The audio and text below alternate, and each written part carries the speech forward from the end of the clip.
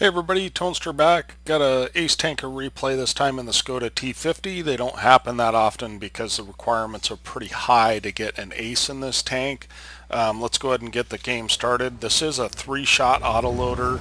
It has, I think, 248 pin, and it's got 320 alpha on each shot, so that you can get almost 1,000 damage out of it. So this is a spot I like to go to in case people push middle.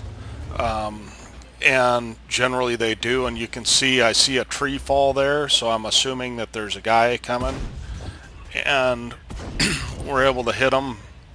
I thought I might get spotted there, but I did not. I probably should have finished up the other challenger, but nevertheless, that's a great first clip. 917 damage within the first minute of the game. So I notice we don't have a lot going heavy side, and that's okay as long as we know it. We do have a Moushin trundling along, and I probably shouldn't do this, but I take some blind shots, assuming that maybe the Challenger is still there. So as you can see, the blind shots don't work, and we're going to go back on reload. So this tank, very good. The tanks leading up to it are not very fun to play, and this thing is not very fun to play without the autoloader.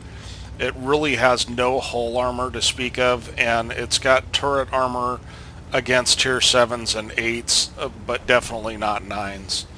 So I noticed that the C25 has pushed middle, and he has lit up the Challenger, and the Challenger died. And so I'm going to go ahead and push middle, being there's not a lot out there. It looks like heavy corner is losing, which I expect. And we're going to push in and take a bunch of damage. So that's probably not the wise thing to do, but this WZ is in a very strong position, and I thought he might back out. But then I get smart and realize that if I get spotted there, I could get just crushed. So, ouch. The 263 is a dangerous tank, and we do not want to keep facing him. So we take 628 in the face. So at this point, I realize they've got a lot in the field, including 2 of their top tiers, and the other top tier is lit. So we're just waiting for our reload. And I'm going to see if I can help heavy side. I really want to get this Super Pershing out, but he never does back up for me. So instead, I'm going to push forward and hopefully help with this Jagdpanther. But he backs around the corner, which is just fine with me. Now I can go pick on the 112. And I see the Scorpion, and I'm just busting it, hoping that he does not get a shot, and I get a little bit lucky there. So it's been kind of an inactive couple of minutes here for me, and I know I'm going to take a hit, and I'm kind of okay with that, but that was not a good trade. In an autoloader, you always want to trade well. And so I'm on a reload, so obviously I'm just going to sit here, but I'm waiting for him to fire, because I know I've got 3 chances to put him out of his misery, and he does. And we're able to track him, and then I just put one into his cupola. So, and we're going to go back on reload.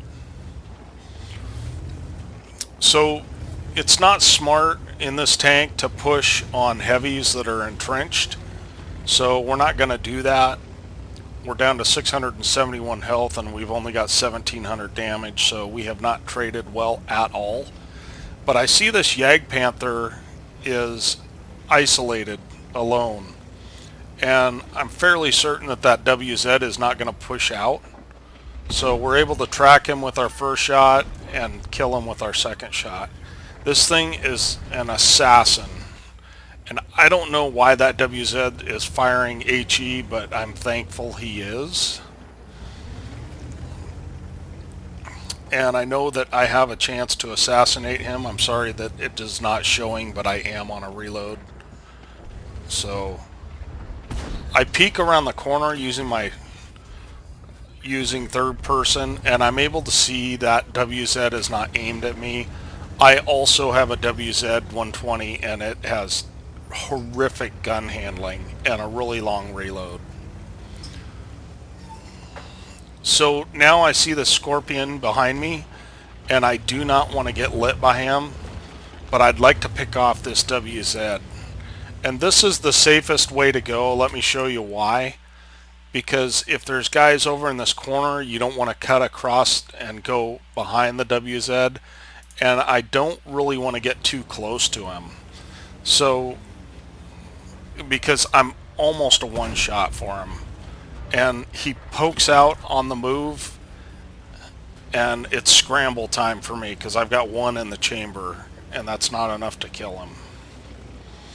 So we're just going to go on reload. And I notice on the mini map, use your mini map a lot. What do you guys see? You see that 263 pushing? So this 263 is a good player, but he makes a huge mistake. I'm able to track him, and he immediately repairs. And then he makes another mistake by firing.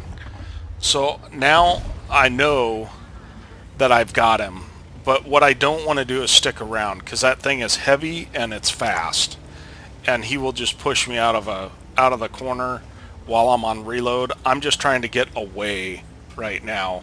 I noticed that the Scorpion G is dead, so I know where the other two tanks are right now, and there's two Arties alive, but they're not going to have the view range to spot me.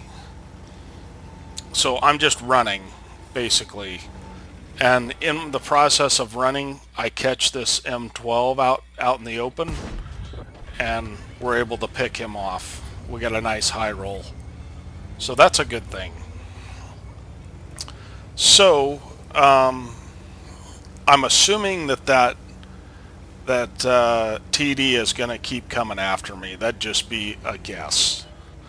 And I'm absolutely right. So I'm staying low. I'm trying to get away from him still. I'm just running because I don't really want to face him yet if I can help it. And we have finally loaded our first gold clip because that thing has insane armor. Its lower plate has been reduced, but I assume that he'll think that I'm gonna go middle, because when I dropped off radar, and I get a little bit lucky here, I'm able to spot him through the bushes. He does not spot me. So I know he's going for Artie, and so I am rushing around. I see that he's a one-shot now, and this thing reloads very, very fast. So we're able to take him out without losing any health. We're up to 5 kills, 4,300 damage, and things are looking up now. So I know that the WZ is a one-shot. I was watching my map, but my teammates have been really kind and gracious and let me know that just in case. So there's 3 of us left, and I'm deciding to make a risk-reward play. I assume, and this is just a hunch, that he will be sitting right over in here because he's probably afraid of me at this point, and I don't want to come upon him at long distance. So I'm kind of playing the angles to keep it from me being long distance. I do know that I've got better view range than him, and I pop up here just as a precaution, just to make sure he's not pushing the mid. And we're going to stay to this left side. I guess I've played enough games that a lot of times I know where the guy's going to hide, and he's probably got a crossfire going on. But I know that I can take the hit, so I just auto-aim, push in, kill him, and his RD takes a little bit too long to aim, and we're able to take him out for our 7th kill with 4,600 damage. So I appreciate you guys watching. We'll go ahead and take a look at the after action report just for a second. Thanks. Okay, here we are at the after action report. That is, as I said, an Ace Tanker. I ended up with a Pascucci's medal, a high caliber, and a top gun.